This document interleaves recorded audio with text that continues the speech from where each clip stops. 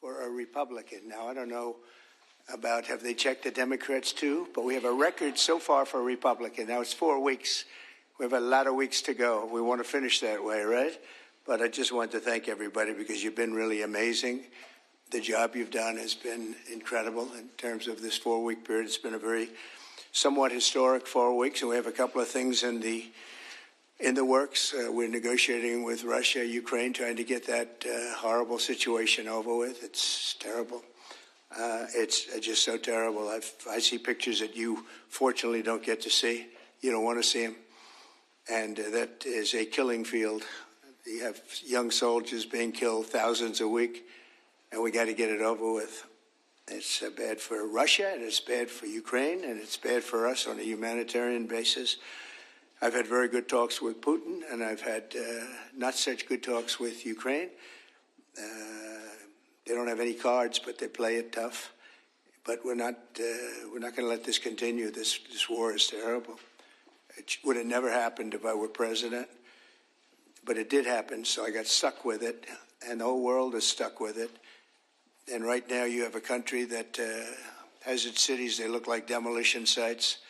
Those beautiful towers, those 1,000-year-old golden domes that were so beautiful, the most beautiful in the world, they say, they're all in smithereens. Millions of people are killed, I think far more people than anyone understands. And we have people that better get to the table, get it ended. Should have never happened. It would have never happened. But I'm delighted to welcome America's governors to the White House. You're amazing people. Even the Democrats are amazing people, some of you. And we've worked together. Actually, we work very well together. I can't think of anybody. There's one or two, yeah, that it doesn't work out so well. But that's sort of normal. But I do want to welcome you, and I want to let you know that anything I can do, I'm here. I'm here for you. And we can do a lot. I do want to say that I left a great place, North Carolina, and we're really working hard there since I've been in. For 4 weeks, we've done more than they did in all of the period of time. And FEMA was a disaster. FEMA wasn't there. They didn't do the job, and it was a terrible, terrible situation. I've never seen anything like it.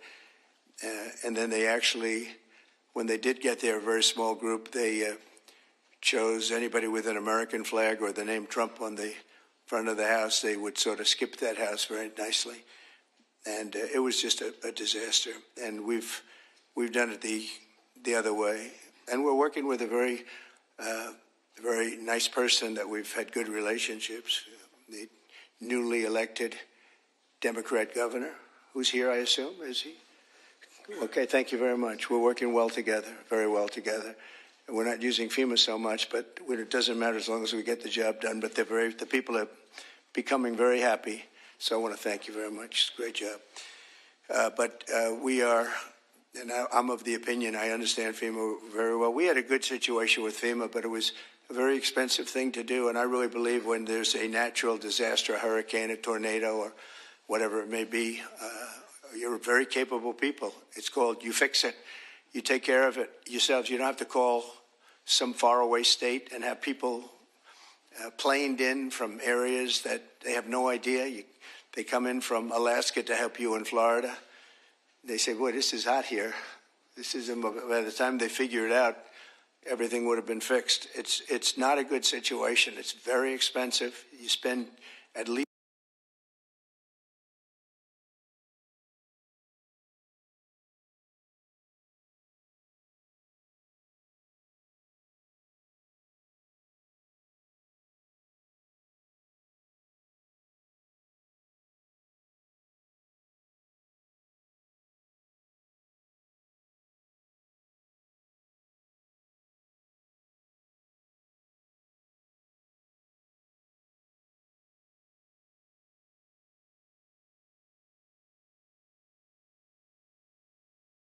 especially with a couple of you in this room who I know will get bills that you wouldn't believe, record setters. But so I think 75, 25 with the government, the federal government paying 75.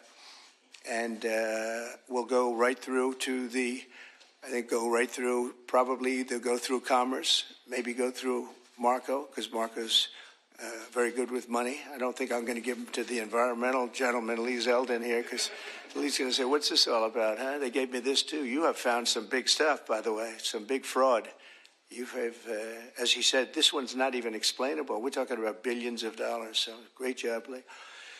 Really, it's sad, but it's a great job you've done in a very short period of time. But I think Marco or Scott or Howard, and if wherever Howard may be, we want to congratulate him. He did it was a great session. He got no Democrat votes. I thought he's been a Democrat all his life, and he got no Democrat votes. They all called him to apologize. And, you know, honestly, that shouldn't be. But he got approved yesterday. But today I'm delighted to welcome America's governors to the White House. And I've known many of you for a long, long time. And this week we're forging even stronger bonds of cooperation to better serve the American people. I also want to thank the members of my cabinet who have joined us for this meeting. And they really have gone right off the bat. And I also want to thank Senator Thune, because I'm hearing we set a record on approvals. And I was screaming, and I thought it was going so slowly. I think we have a record. So I apologize to anybody I screamed at. But no, it was announced this morning. I think we had a record for the number of positions, so that's great. And they're great people. So I'll begin by introducing Secretary of State Marco Rubio. He scares me because he got 99 votes. So that's either unbelievably good, because he's an incredible diplomat and therefore he's Secretary of State and you couldn't have picked it, or I'm a little nervous about you, Marco. And the only vote he didn't get was our Vice President, who couldn't vote because he had just left. So you got 100%. But it really says something. I think it says working together. It's an amazing tribute, I think. I'll let you know about it. I'll let you know about it in about 2 years, everybody. Marco's been great, and he's been in some big meetings with people at the highest level of states that we would say, states meaning other countries, that we would have said wouldn't have dealt so well, but they're dealing very well. You have a great group of people with Steve Witkoff and Michael Waltz, and we're making amazing progress. I mean, we've made more progress on that situation, which is Ukraine, than they have in 3 years. Again, it's so sad that it began, but we're also working very hard in the Middle East. Another one that wouldn't have happened, we would never have had, that you wouldn't have had October 7th. They had no money. Iran was broke. We had sanctions up on Iran that nobody's ever seen before. They were literally broke, and they were not giving any money to Hezbollah, to Hamas. And how about Hamas yesterday with the babies? How about that? You know, we're going to take that. We're going to continue to take that. I don't think so. But I want to just thank you, Marco, for doing a great job. And Scott, you also. Scott went all the way to Ukraine. I said, don't do it. That's why they have telephones. But it's always better to meet in person. But I just didn't feel that it was good. And it was dangerous. You saw things on that train ride that you didn't like, I understand. You know, it's a pretty dangerous ride. The long ride, how long was that? 10 hours. 10-hour ride. That's after you get there. And a very dangerous journey, but he wanted to do it. He's a patriot. He wanted to do it. It's better to do it than it is with a telephone. Always better. I always say much better to meet in person, but that was dangerous. I like him. Therefore, I didn't want him to do it. If I didn't like him, I would have suggested he do it. In fact, I'd say, go back today and let's give it another shot. But I hear that they're going to agree pretty much with what. But that's not the big thing. The big thing is getting it done. And we'll get it done. Also, somebody who's been so popular right from the beginning, very, very little opposition, but she's fantastic. She was the Attorney General of Florida for 8 years, highly respected.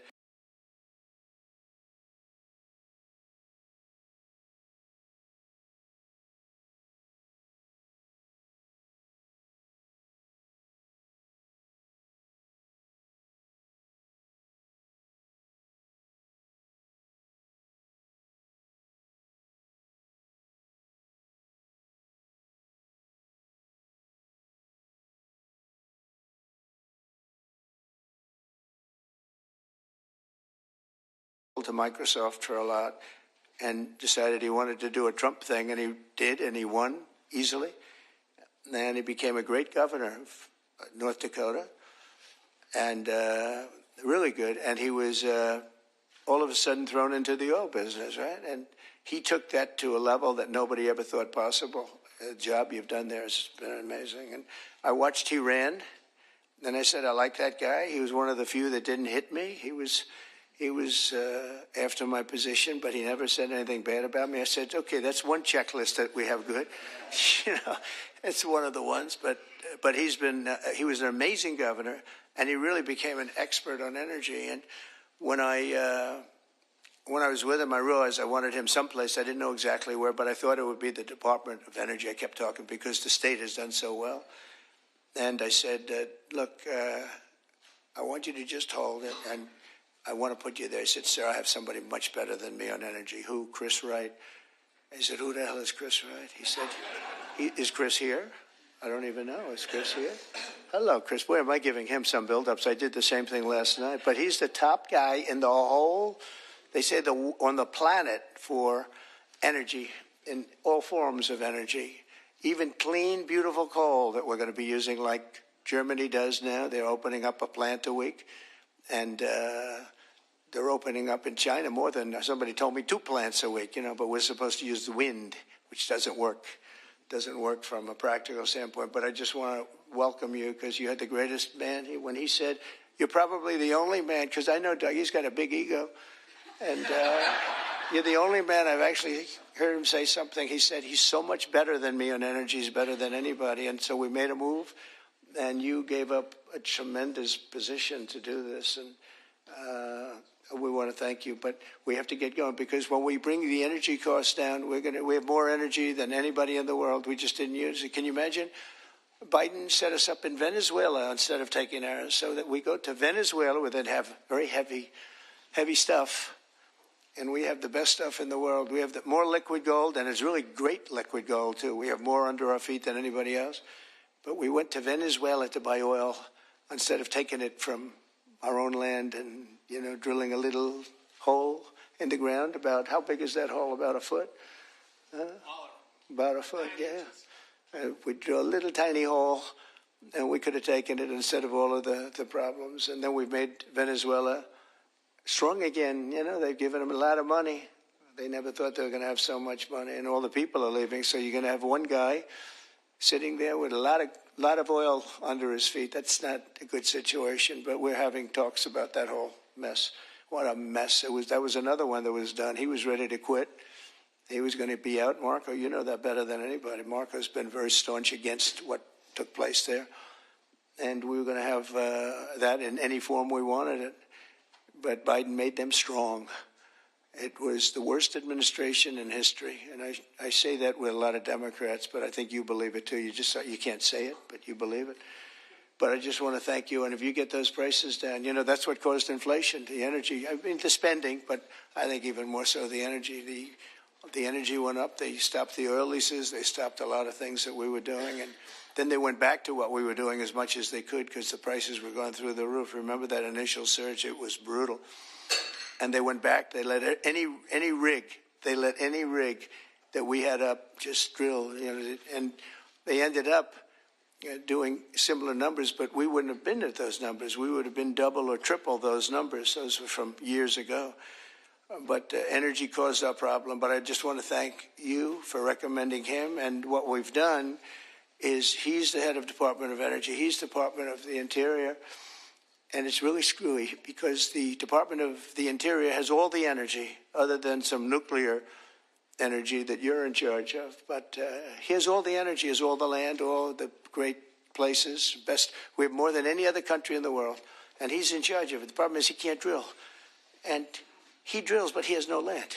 So what do? We said, I have an idea. Let's merge them. So we merged them intellectually. I don't know if we did it legally, but we did it intellectually. So now he gives up the land and he gives up the drillers, and you're going crazy, right? You're going wild, and you'll do it beautifully, environmentally well, Lee. We'll make sure. But we have a lot of things, but we had a merge. I always wondered, why doesn't the Energy Department do more They didn't do more because they don't have any energy. It's the craziest thing I've ever seen. We'll probably have to make maybe even a change in that, somehow merge them or do something, because it's pretty tremendous what you're going to be able to do. Agricultural Secretary Brooke Rollins, who's so fantastic, and she's been at the head of so many different things and loyal from the beginning. She even opened up when we had a rather shocking defeat. She opened up we call it an institute. I've never seen anybody raise money like her. She raised hundreds of millions of dollars on this fabulous thing. But I said, look, we want to win another race because I think it's really important to win twice. And I won 3 times, if you think about it. So but it's only the Republicans smile when I say it happens to be true. But Brooke has been amazing, and it was really tough because this last election, I go to a person and say, sir, I just gave you $10 million. Oh, where did you give it to? I gave it to Brooke. You gave it to Brooke. She's spending it on policy. We don't have to worry about policy. We have to worry about getting elected, right? But Brooke is fantastic, and she's done such a good job, and she's make America great again, top of the line, right? And she's gonna. And what I didn't know, and as soon as I found out, I said, "That's that." She studied. That's what she studied: agriculture. She knows everything about it, and she's going to be a fantastic secretary. And you'll do something with the eggs, because I'm hearing so much about eggs. You'll figure it out. You got to figure something out fast. But and we inherited all of the problems. At some point, a few months down the road, we won't be able to say it's so much us. But the big things, really, we can blame other people for, to allow criminals into our country at levels that nobody's ever seen before, to allow people from jails, to have countries from all over the world be allowed to empty jails into an open border. They emptied jails and prisons, mental institutions, insane asylum, gang members, drug lords, drug people on drugs, people that are very sick. They allowed them to come into our country totally unchecked, unvetted. And right now we have a great gentleman, Tom Homan, who's doing an unbelievable job, and Christine Ohm.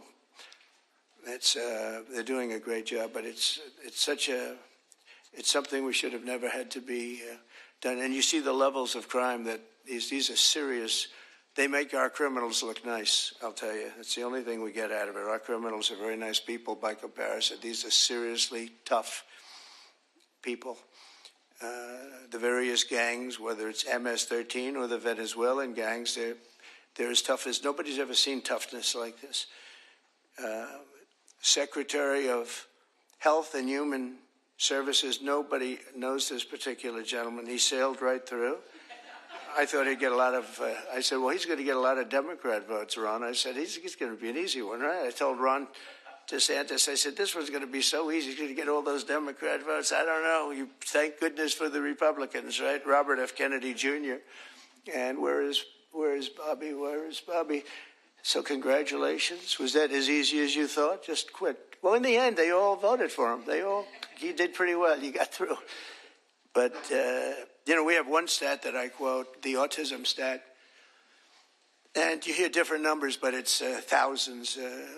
They say between 10 and 20,000. So if you go back 15 years ago, we had like nobody. It was 1 in 20,000. Now we have 1 in 34. Is that right? 34. So 34 or 36 kids have autism.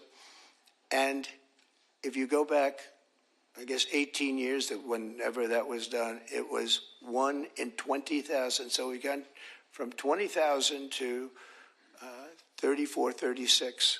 That's unbelievable. So there's something wrong. There's something wrong. We've done something wrong. There's something, you're going to figure it out. Maybe it's a spray that we spray all over the place that nobody else does. Other countries don't. The Pennsylvania Dutch, they don't do anything, and they're amazingly healthy. And he understands. He's working with Dr. Oz, who's a really smart guy. I know him very well. And those two guys are going to figure it out. They're also going to figure out why in the United States we pay $1,300 for a drug, one that we were talking about, and in London they pay Literally, they pay $200, even less. $88, I heard in one case yesterday. They pay $88, we pay $1,300 for the exact same drug from the exact same factory, from the same plant where it's made. We've got to figure that out. So I hope you focus really a lot on the cost too, because Americans are being screwed, and it's no good. They're not going to put up with it. Secretary of Housing and Urban Development, another one I know very well. He's going to be fantastic, Scott Turner. So, Scott, congratulations. Man, oh, man, you are something. He got up and we had a great meeting yesterday, right? He got up and spoke. He's a good speaker, that one. And everybody loves you. Everybody knows you.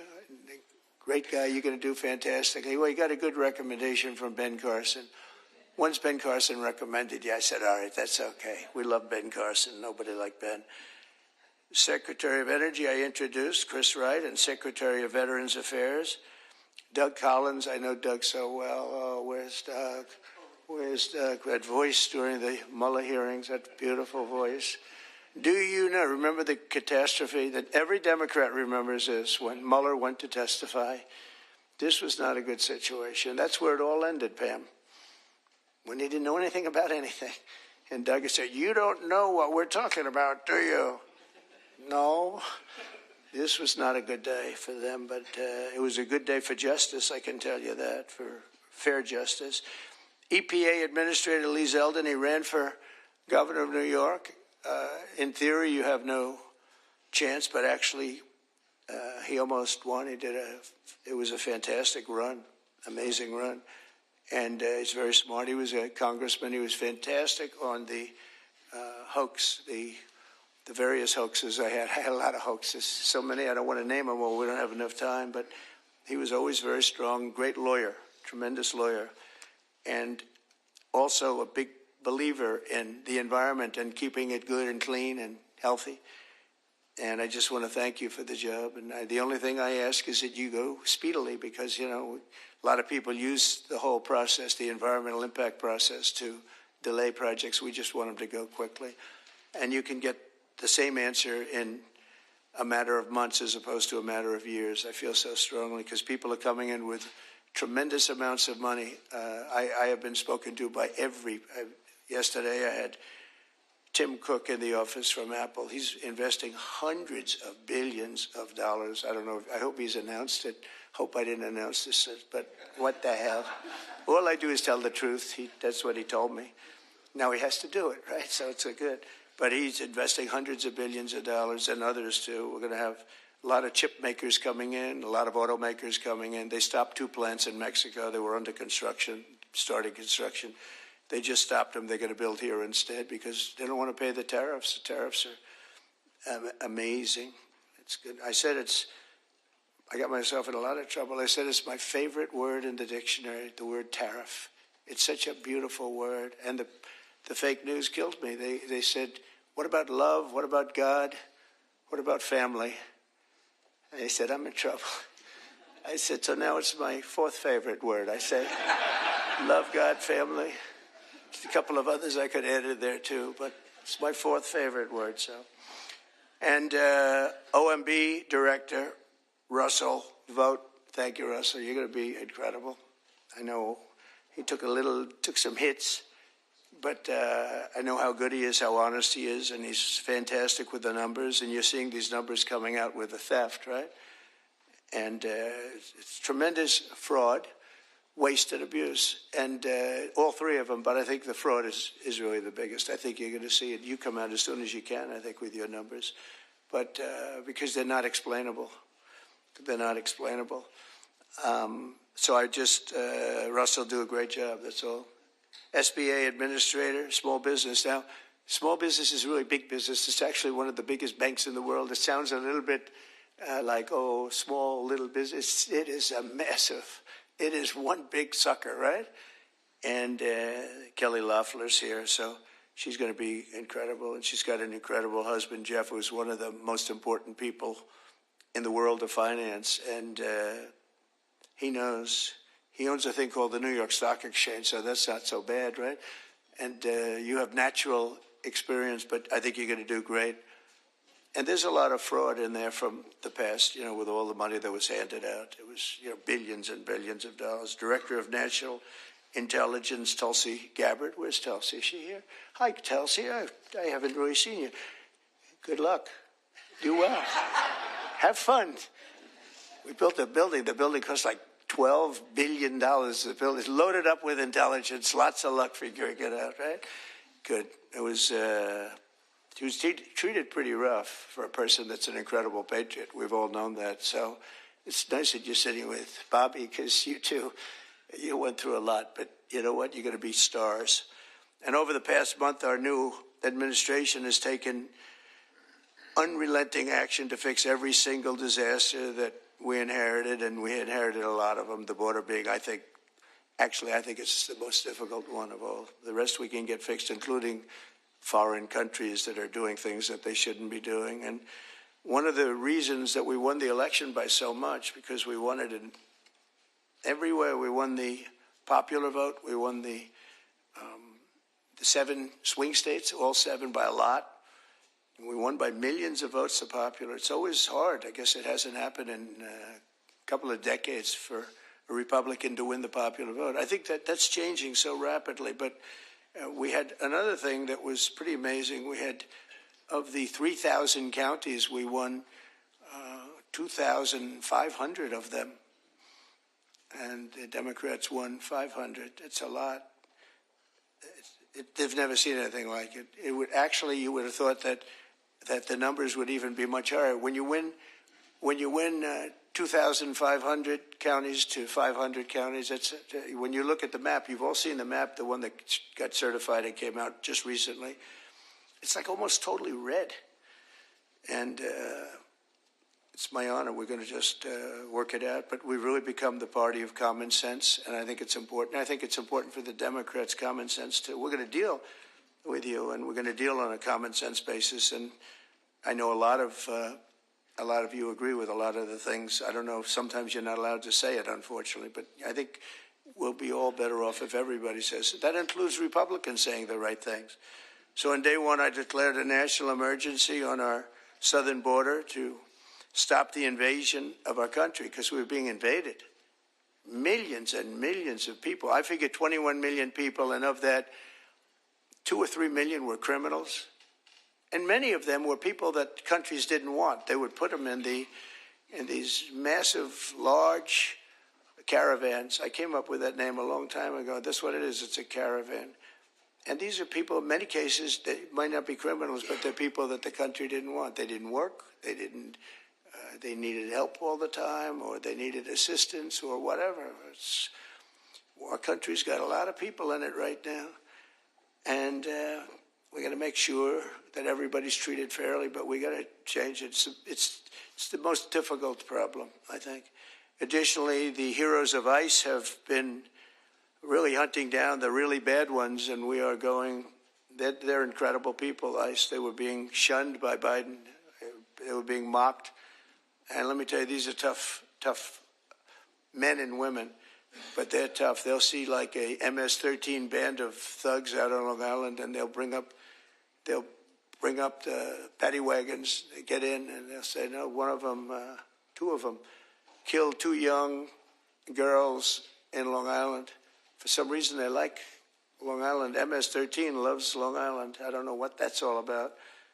But 2 young girls walking to school, 16 years old. In the morning, they were accosted by a group of MS-13 thugs, and they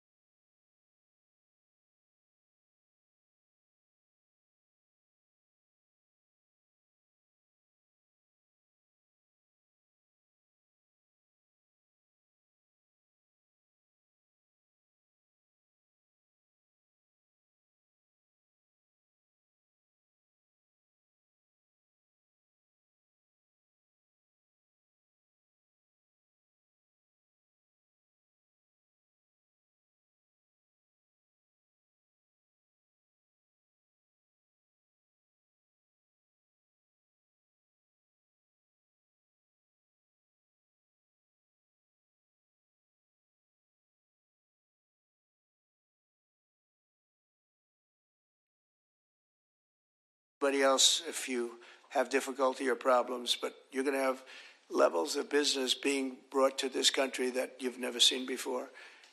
The tariffs are bringing them more than anything else. The country's bringing them, but the tariffs are bringing them. They hadn't been here, and we're creating tremendous tax incentives. But the biggest incentive is they don't want to pay 100% tariff or 200% or whatever it may be. And as you know, we're going to be announcing tariffs on cars from foreign countries of 25%. That'll be done in probably April 2nd. I was going to do it April 1st, but I said, I don't like that date.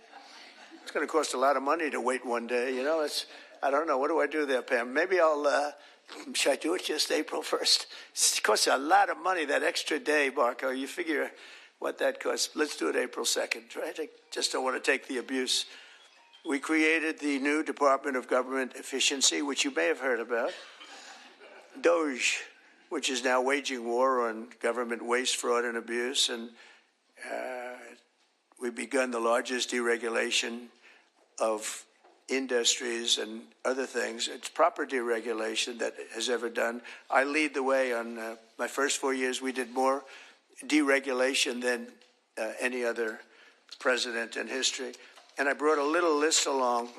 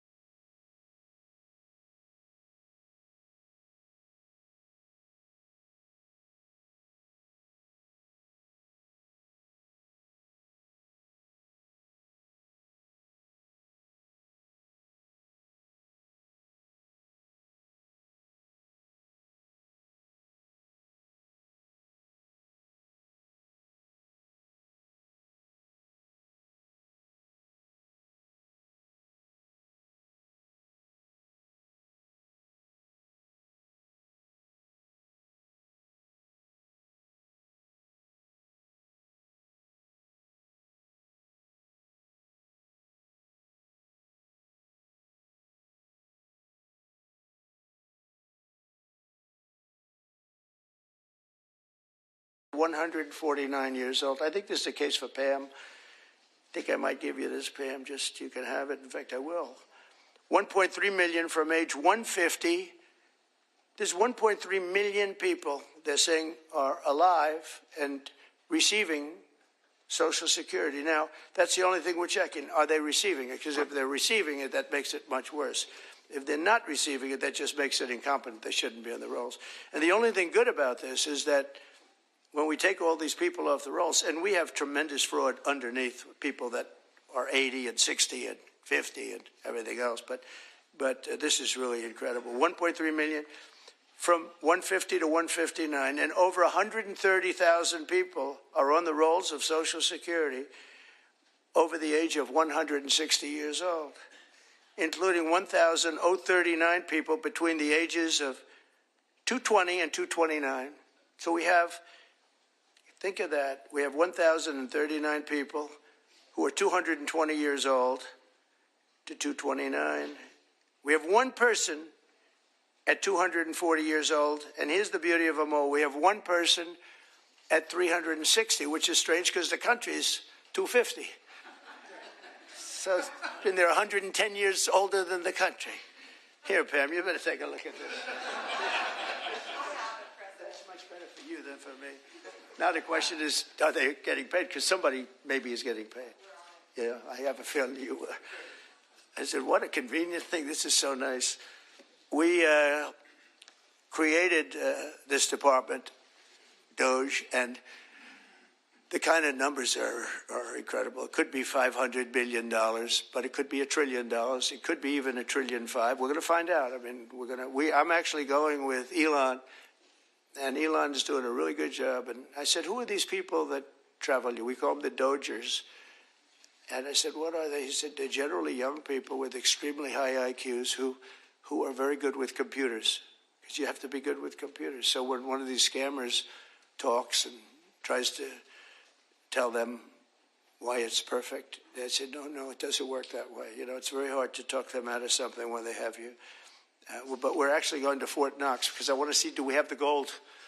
Do we still have whatever it is, tons of gold? I hope we do. Wouldn't that be disappointing? Fort Knox, you grow up hearing about Fort Knox, you can't get in, you can't even see it, nobody sees it. You go there and the place is dry. Would that be terrible? There's another one. Maybe you should go with us to that one. But we're going to go in there pretty soon. They're going to open the doors to Fort Knox. If any governor would like to go with us, well, good. You want to go with us on that one, Ron? That could be good. Could be.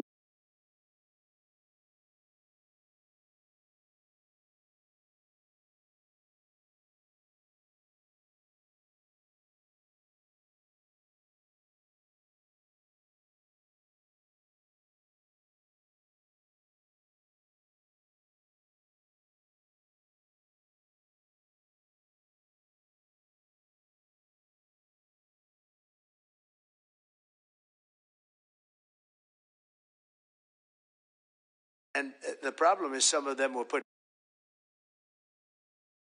regulation. So it's 1 in 10. We did 1 in 7 in my last administration. And the problem is some of them were put back, foolishly put back. There was no reason for them.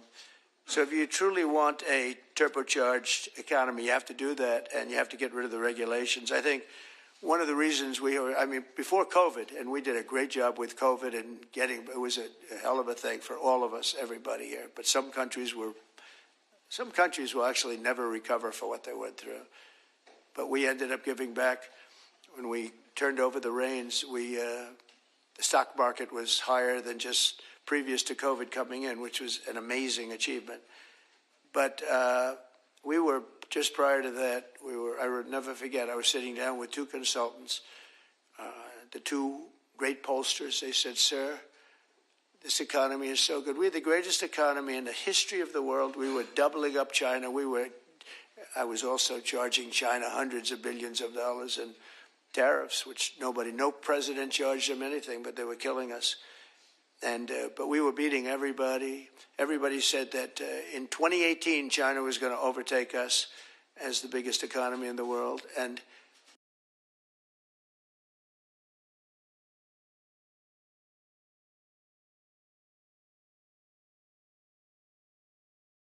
passed, you will have China being much bigger than you. There's no reason. If we have a smart president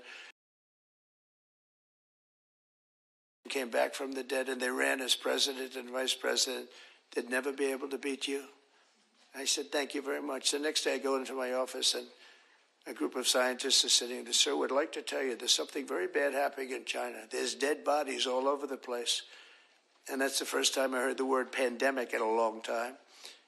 And that's what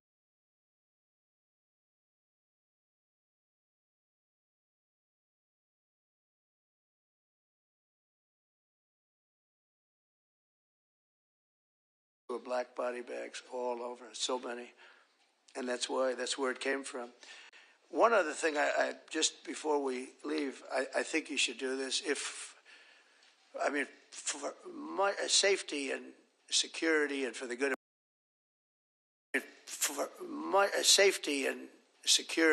good of our nation, you should do it anyway, regardless, even if it costs 10 times more, but it actually costs you just a tiny fraction. If you went to paper ballots and you're voting, and I would hope that every Republican would, so it costs exactly 8% of what the machines cost. These machines, they got something going. They get business. It's amazing. So paper ballots, and paper is very sophisticated today. Paper, it's called watermark. It's impossible to copy, impossible to cheat. It's actually hard to believe that a piece of paper is highly sophisticated, but it's watermark, and it's very, it's amazing actually when you see it. You can't cheat. But if you went to paper ballots and same-day voting, and if you went to voter ID, and also one other thing, you want a proof of citizenship, those four things, proof of citizenship, voter ID, paper ballots, one-day voting. And if you went to 2-day voting or 3-day voting, but some of these states, you had 64 days. You know, California just finished up just a short while ago. They were voting a week and a half ago. They're trying to finish them up. And other states, too. They were weeks after the election. I mean, if that were a close election, you'd have to wait for weeks and weeks and weeks. You got finished fast, Brian. Thank you for your help. We did very well in Georgia. That was very nice. But some of these states, if you had a close election, you wouldn't know who won. And then, you know, once that happens, then you really never know who won. But you would save tens of millions of dollars. Forgetting about right, wrong, and security, safety, our country, our Constitution, and all of this. Number one, you'd have a much safer election. Number two, everybody, you'd know the results of your election by 10 o'clock. Everybody. It's a beautiful system. It's boxes of 5,000. Boom, boom. And you can go and examine each box. It's so simple and so good. I did ask Elon, because he knows more about computers than anybody I know. I said, what do you think of the voting system? He said, computers are not meant for voting. It's just not it's too many transactions taking place too quickly.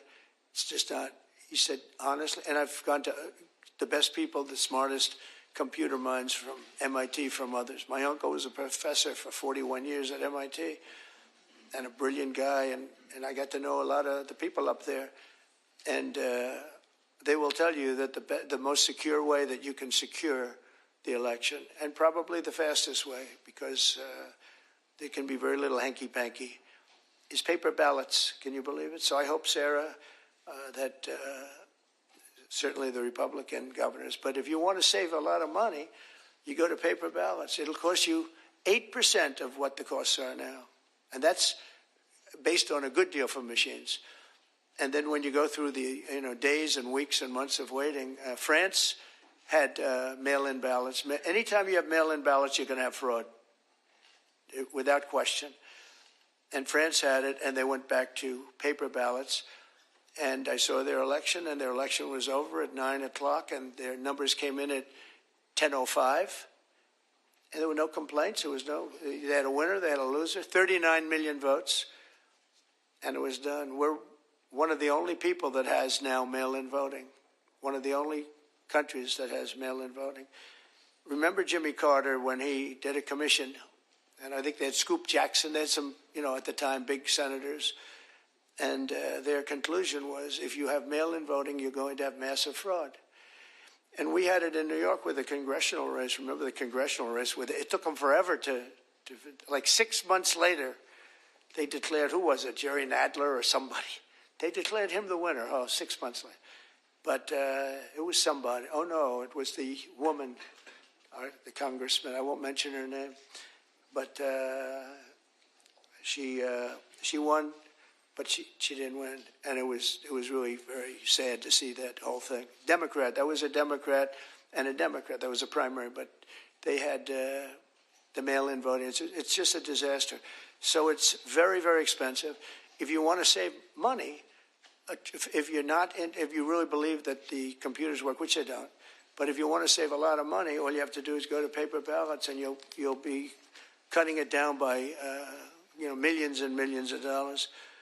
So America will take off like a rocket ship. You're going to see things that's so great for the governors, and Democrat governors are going to have, you're going to get the benefit of this. You're going to be opening up plants, and you're going to be, I hope we have enough people. We're going to and we want people to come into our country, by the way, I do, but they have to come in legally. So we need people in the country, but they have to come in legally. 2 weeks ago, I signed an executive order banning men from playing in women's sports.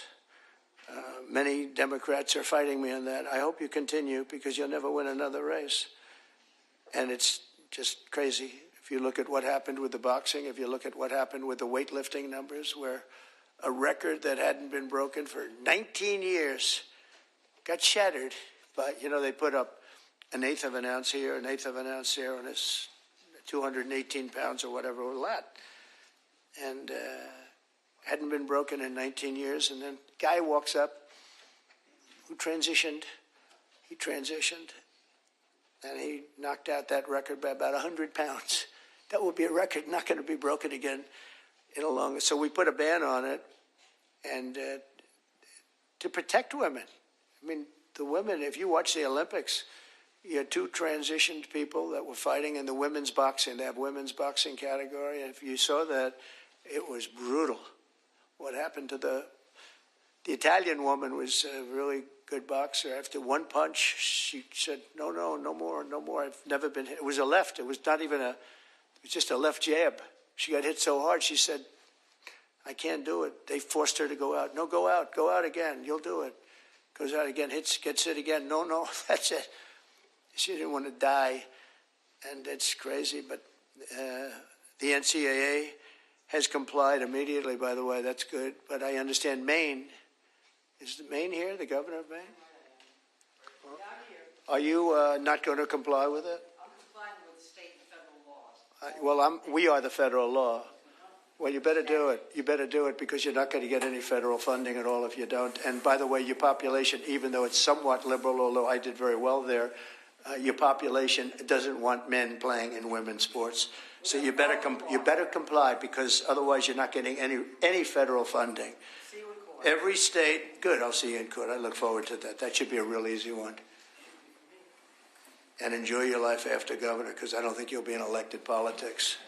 Every state has a responsibility to comply with Title IX. They have an obligation, a legal obligation, and we'll be enforcing aggressively, and we're going to be protecting our citizens. We're going to protect. So just to end, this administration has been fighting for parents' rights and universal school choice. We want to do something that I think many people in this room want, and even if you don't, I think you do want it, but you might not be able to say it. We want to move the schools back to the states, so that Iowa and South Carolina and Georgia and all these states can run your own school system. And you'll do a fantastic job, Kim. You're going to do great. I mean, I use your example because you're so much into the education, done a great job with school choice, and you'll do your school choice. That'll be the easy thing.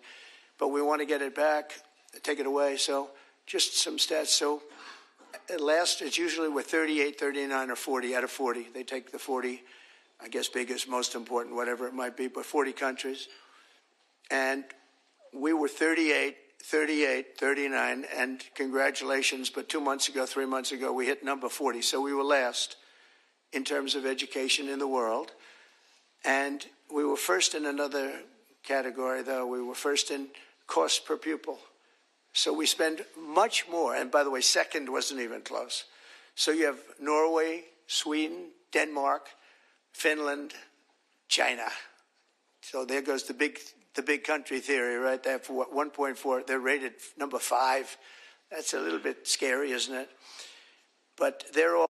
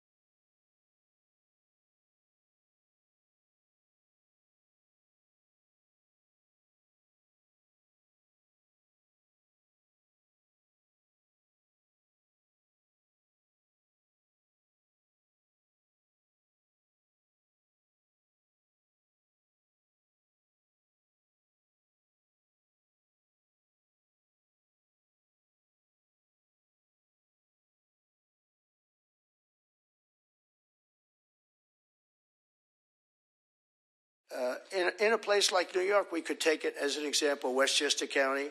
You go Westchester, Suffolk. You go out on Long Island. You do upstate New York. You break it up into quadrants, Manhattan. But I think you could do a great job. I think the states will do a fantastic job. And we send the money directly to the states. And we're not looking even for the cuts, but you'll spend a lot less money. You're going to spend a lot less money. As somebody that spent a lot of time in Washington over the last number of years, it seems like every building is a Department of Education. But I'm saying, what do these people do? What do they do? But if we could send education back, and Linda, as you know, is going through the process right now, and I think she's doing really well. She's great, Linda McMahon. And I said, Linda, you're trying. I really want you to do a great job. But you're really only doing a great job if you have no job by the time we finish. You You have to create no job for yourself because we want this to go back to the states, and she agrees. And if we can do that, I think it's going to be one of the most important things we can do. So the governors, the people in this room, Democrat, Republican, will run their own school system, and we'll back them 100%, and we'll pay like we do now. But I think we'll end up having to pay probably half. But that's not the reason I'm doing it. I'm doing it because we give really bad education. And as far as the teachers union, I love teachers. And I imagine unions might form in some of these places, and if they do, that's fine, you'll deal with it. So this isn't against unions, it's because I won unions. I won the Teamsters. When you win the Teamsters, that's serious. But I put in a person as Secretary of Labor who I really did it because the unions treated me so well. The auto workers, so many of the unions, the firefighters, the police unions, I got like 98% of the vote. We're looking for the other 2%. Nobody can find them. So, I grew up in New York, which was union territory. But we want to be able to have great education. If we don't have education in this country is going to go down. When you hear China is rated number 4 and 5 every year, and, they're a serious competitor. So I want to thank you all. And I do want to say again, call me at any time. I will take your call. If you're a Democrat, I will put you ahead of the Republican. If I have a Democrat or Republican call, Simon, I will put the Democrat first. Okay, I promise. And probably, sort of promise, right? No, I will. We'll take good care of the people in this room. And it's an honor to be with you. You're very, very smart people. To do what you do, to get elected, it's a tough business. But if you could take back education, and if we could do some of the things that we just laid out very easily in this plan, and you have a federal government that's behind you all the way. We'll be sending help. As an example, if we do get rid of FEMA, which we should, it's very expensive, doesn't work. But we'll be sending federal help in if you have a big hurricane or a tornado or all of the things that I've been watching. And you'll be taken care of much, much better than you're taken care of now. You have to wait around for these people to come, and they come so late. But the worst example was what you had to go through in North Carolina. What happened there was a terrible thing. So congratulations on your victories, and you're going to have many more victories. And I'm here for you. If you want to ask a couple of questions, you could, if you'd like to. Yes, please. Thank you, Mr. President. So I think we share excitement about disaster response and how we can make it better. We've all had disasters. We usually love to see the president after disaster. That's never fun. Right. We have fires, other people in floods, hurricanes. We want to be a part of helping to make a federal emergency response work, changing FEMA so they're not putting square pegs in round holes. So involve our group because we're the ones on the other end of it saying, oh my God, why are they coming with this when we need that? Right. So we're ready to help. Good. Thank you very much. It's very nice. I agree.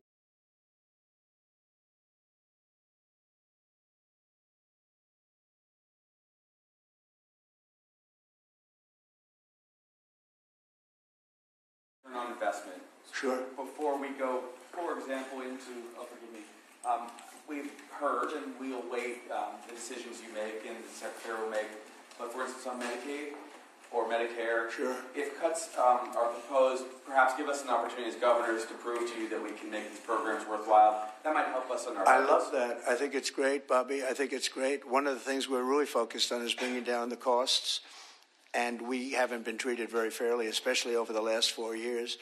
And as you know, we had transparency, which is one of the biggest things that could have happened.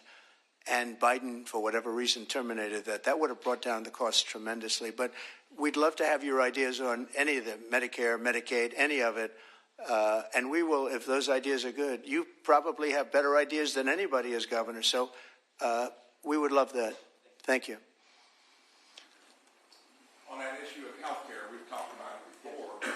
If we reform the healthcare industry, and you tried to do that in the first administration, and they tried to fight it back every step of the way. We all deal with high healthcare costs in government and the private sector. And if we reduce that from 20% of our GDP down to 10 to 12, you can pay for a lot of things in government that we can't currently do it. We need to get the industry in line helping us do it as well. Well, you're a good example of it, and in your state, they've done a good job, but you're going to get those numbers down even lower. I know that. It's something very strong for you. And as you have ideas, I'd love you to pass them along to the other governors here. But there are some states that have done a really, really good job with that. And we are totally open to suggestions, right? Thank you. Yes, Henry? Mr. President.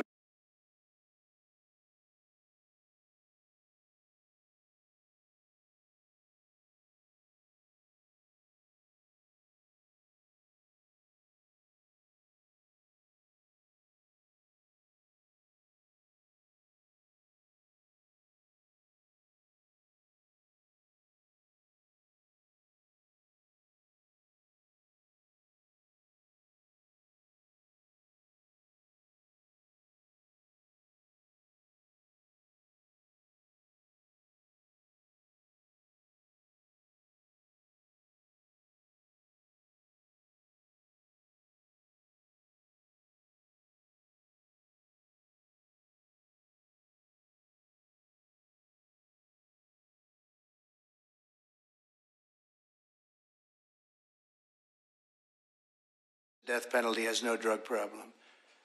They execute drug dealers. And when you think about it, it's very humane because every drug dealer, on average, they say, kills at least 500 people, not to mention the damage they do to so many others. But they kill large numbers of people.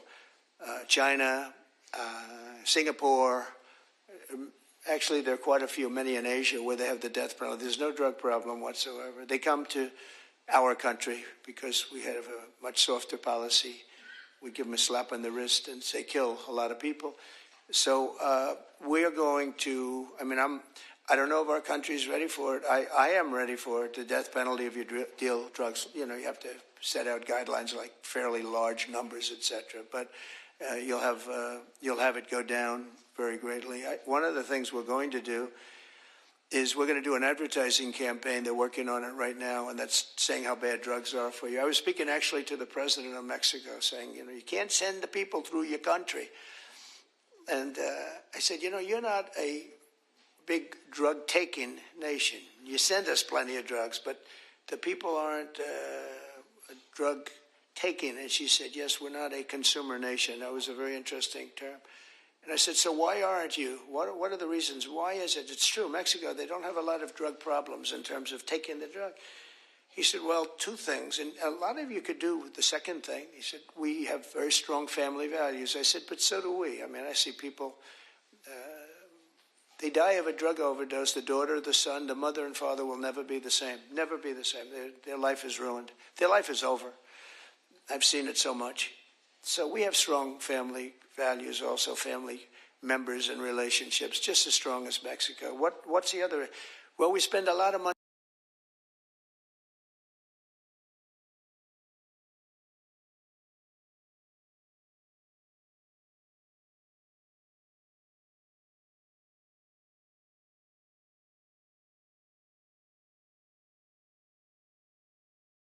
of it and do it, and you won't have any drug problem in this country. But and you can do it on an individual state basis for the governors in the room that want to do it. But you will not have a drug problem in your state if you did it. But I will say this, we have a situation where we have now hired a couple of the best agencies, and we're going to spend about $100 million, maybe $200 million on advertising, saying that when you take certain drugs, the drug fentanyl, et cetera, it destroys your skin, it destroys your teeth, it destroys your brain, it destroys everything. And really horrible commercials. I've seen the first of them, and they are brutal. They are brutal. And when some young kid is sitting down watching this commercial a couple of times, I really don't think they're going to be taking drugs.